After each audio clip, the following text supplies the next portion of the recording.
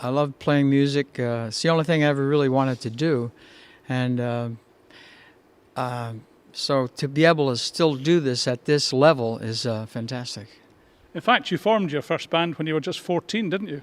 Yes, well, it was basically a singing group. And in my neighborhood where I lived, there was two groups of guys. One group were like getting in fights, and the other group were like singing on the street corner.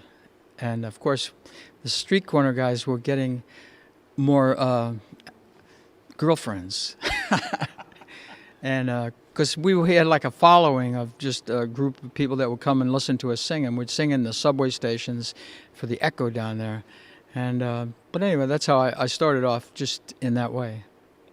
Tell us about how you got your first break then, your first record contract.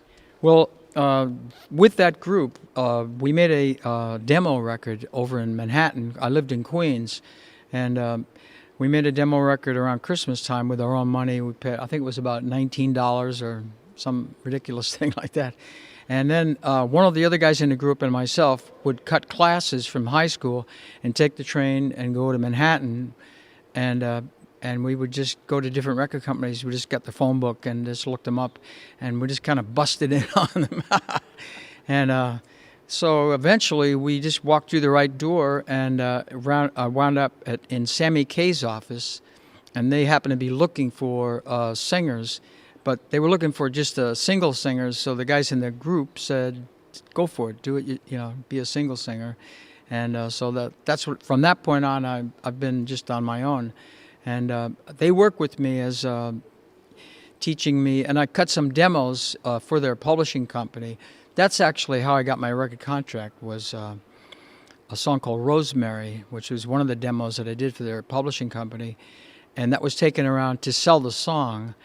And they brought it up to Cap Records, and Cap Records, they liked it, and they said, "Who's the demo singer?"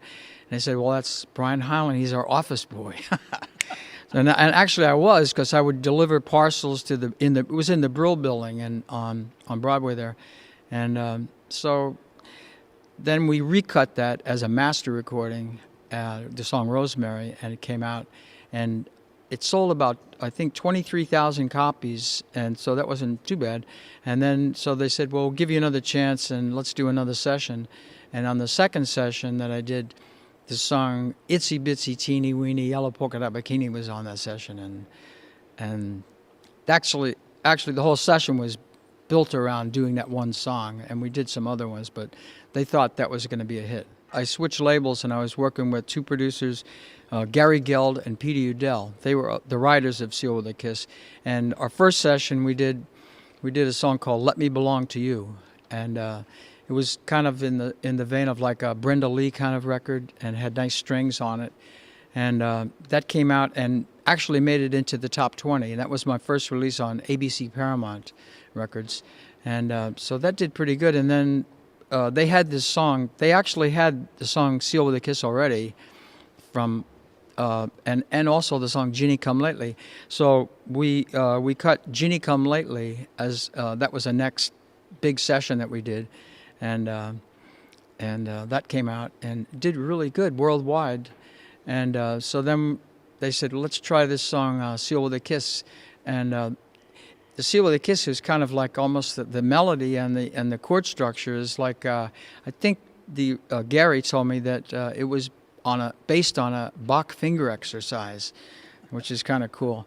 And so I with "Ginny Come Lately" and with "Seal with a Kiss," they taught me I did the harmony part, and they actually taught me the harmony part as a separate melody. So they wanted it perfect, and so that was interesting to do it that way.